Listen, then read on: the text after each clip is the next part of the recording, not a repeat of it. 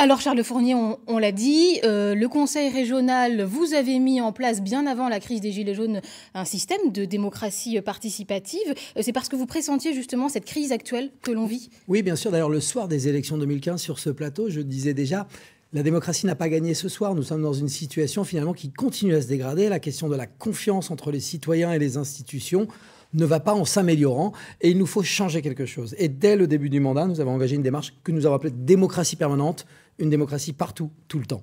Alors est-ce que ça marche ? Alors, évidemment, il faut plus de temps, puisque réparer finalement la confiance et le lien de confiance entre les citoyens et les institutions, ça ne se règle pas d'un coup de baguette magique ou même d'un grand débat. Je crois qu'il faut réinventer une relation un peu du quotidien. Donc, il y a plein d'expériences qui ont été menées qui marchent. Nous avons fait une tournée citoyenne pendant 1 an dans les territoires à la rencontre des habitants. Nous avons mesuré l'état de colère, l'état d'interrogation, mais nous avons aussi mesuré la capacité à s'engager, à reprendre des responsabilités très rapidement dès lors que la confiance est là. Alors justement, on a vu en début de journal ce reportage en Indre-et-Loire. Vous y croyez, vous, à ce grand débat national lancé par le chef de l'État ? Moi, je crois toujours au débat. Et donc, par principe, je crois qu'il faut participer à ce débat. En même temps, les conditions ne sont pas tout à fait réunies. Pour qu'un débat fonctionne, il faut d'abord que celui qui l'organise ait un caractère un peu irréprochable. Et je ne suis pas certain que faire le débat au moment le plus difficile de la crise, que ça soit tout à fait nocif. Puis le deuxième, il faut prendre des engagements. Et là, les résultats n'y sont pas, les engagements ne sont pas sur la table. Il faut s'engager à être transparent, à restituer la parole. Il faut s'engager à faire quelque chose de la parole des citoyens. Sinon, ça peut créer une nouvelle couche de désespoir.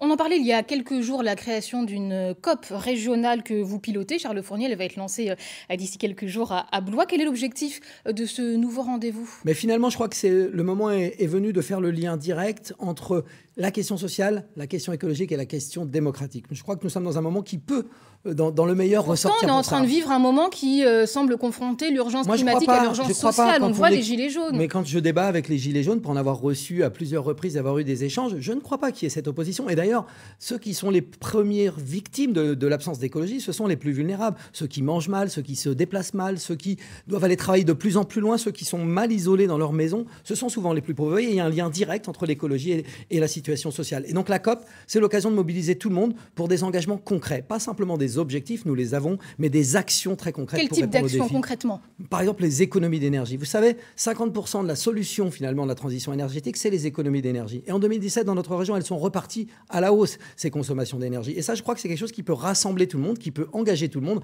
Rappelez-vous des campagnes, quand on était jeune, de la chasse au gaspillage, certains ont connu ça.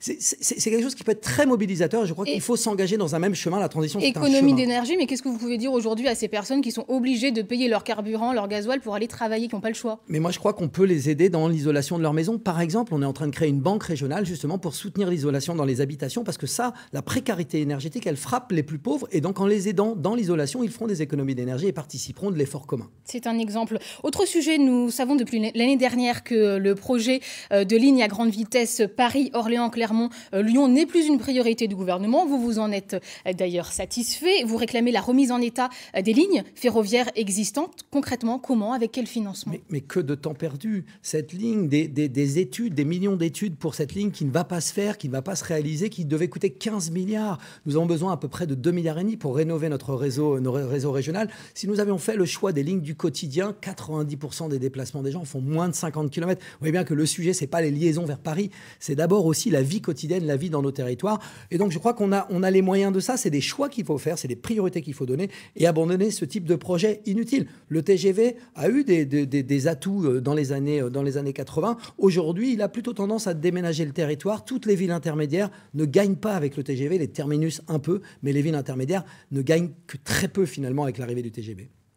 Charles Fournier, nous sommes aujourd'hui à 4 mois environ des élections européennes. Comment est-ce que votre parti, comment est-ce que vous, chez Europe Écologie Les Verts, vous allez vous positionner face à une montée que certains craignent, une montée des extrêmes ? Moi, je crois que l'urgence climatique est partout. Tout le monde s'en rend compte. Regardez une pétition signée par des citoyens. On parle beaucoup des Gilets jaunes, mais plus de 2 millions de citoyens qui signent une pétition, des marches pour le climat tous les mois dans la rue. Et donc, la question, c'est l'urgence climatique. Et donc, il faut une liste écologiste. Au Parlement, les écologistes ont largement démontré leur capacité à peser sur les décisions en étant autonomes aussi, en étant indépendants, en représentant l'écologie au sein du Parlement européen. Certains écologistes verraient bien un prochain clivage politique, justement, entre écologistes et nationalistes. C'est ce que vous pressentez? Mais je crois qu'il existe, et dans les débats publics, vous regarderez que souvent, c'est à cet endroit que se focalise finalement le débat, entre une vision autoritaire, centralisée, une vision finalement verticale, et une vision qui fait de l'écologie et de la démocratie les piliers de la transformation. Et donc l'écologie est à cet endroit transformée, mais on le fera avec les gens, pas sans les gens. Merci beaucoup Charles Fournier d'avoir été l'invité de la page politique du 19-20 ce lundi. Merci. Merci beaucoup.